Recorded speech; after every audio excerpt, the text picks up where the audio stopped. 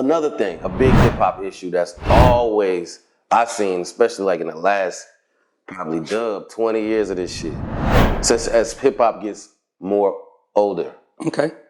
Ageism in hip hop. Mm-hmm. Do you ever see this? Like, it's a common conversation. You got to be this age to be blown up, or he's too old to be rapping. Or do you see that? How do you feel about ageism in hip hop? I think that people. The general consensus of a lot of this shit is always something that is wrong.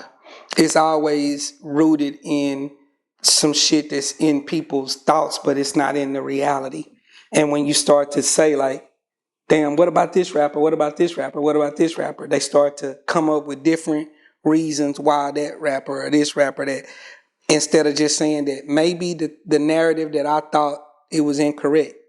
You know what I mean? Our rappers, for the most part, the ones that have been lifelong, never done nothing else, they get signed at young ages, and then they start to they grow with their fan base, and they become older, and in the process of them maturing, their fan base is mature and all of that. One day we gonna get to a point where it's a common understanding, like in all genres, that there's different music inside of hip hop. There's different hip hop for different age brackets, and those age brackets are gonna continue to make music together to blend some of those bases. But as of right now, we still at the point where it's talked about like it's not, like that's not what's already going on. It's already going on. But, niggas getting signed at later ages. Niggas is creating their own fan bases, and having proof of concept of what their careers is. And then people, what they call signed and labels and money people, man, this rap shit is an investment. So if people seeing you making money by yourself, they're going to come in and see how can we scale that? What can we do to get more, extract more out of that? And that's signing. That's creating partnerships, strategic partnerships and all of that shit. So it's just, one of them things I chalk up is just dumb, regular narratives and conventional thinking that people be saying just to make it seem like this is what it actually is, but it is no proof of that shit. Sure. Mm-hmm. So you definitely don't believe when they say like, if you ain't got a certain amount of traction by a certain age, you should give up.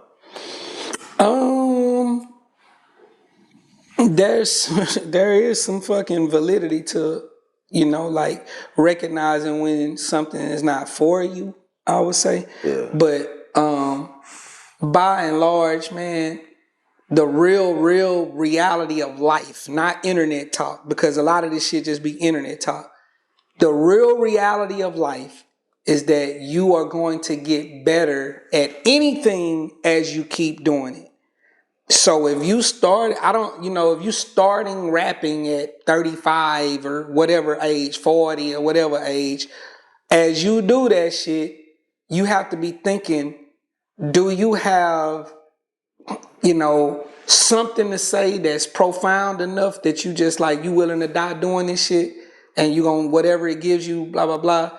Are you fucking going to be, do you have the time to invest in this shit to really grab legs as a career? And there's another facet of this shit is everybody not rapping to be superstars.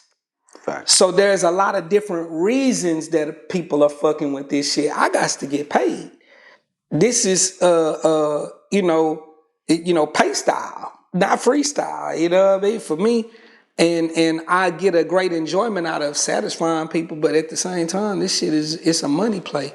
Yeah. So, with all that being said, you get out of anything what you put in, regardless. If you start cutting hair at 50 years old and you keep on cutting hair, by 56, you better than you was at 50 when you first started. It's just, and you should be making more money at 56 than you was at 50 doing cutting hair, doing lawn landscaping, doing, hanging up TVs or whatever the fuck. Whatever you're doing, you should be better 5-6 years later than you was 5-6 years before.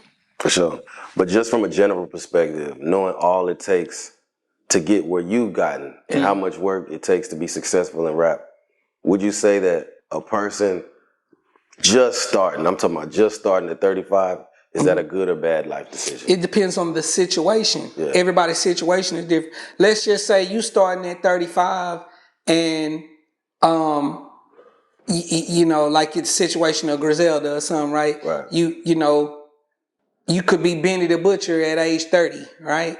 And your cousin can be West Side Gun at age 35 or something, right? Yeah. And you get started, so to say, you know, and this is your situation where you finna start rapping on their projects and blah, blah, blah.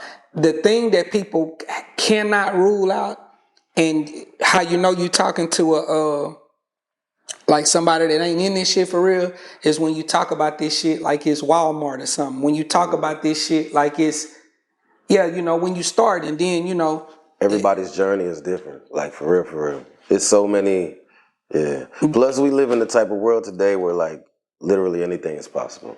You just gotta stick with it. Yeah, and generally, you know, when you're talking about like, I'm glad you said that everybody's journey is unique. Not only is everybody's journey unique, everybody's rap journey is unique to their artistry. What happens to them is a reflection of their artistry.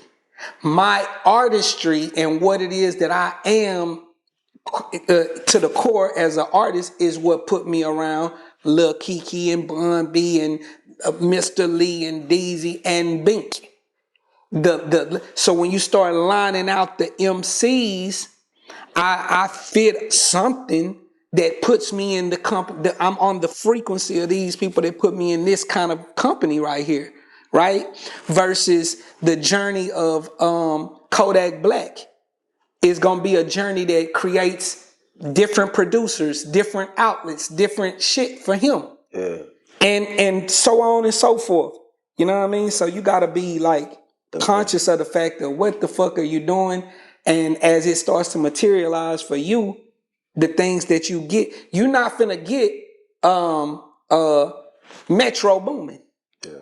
You know, if you a certain kind of but as you keep on your quest, you might end up with Metro. I'm just saying, like, just look at the entirety of your journey and what you have to bring to the forefront. And then if you really a study of this shit, you start to look and see like, oh, okay, things that have happened to me happen to Nipsey Hussle.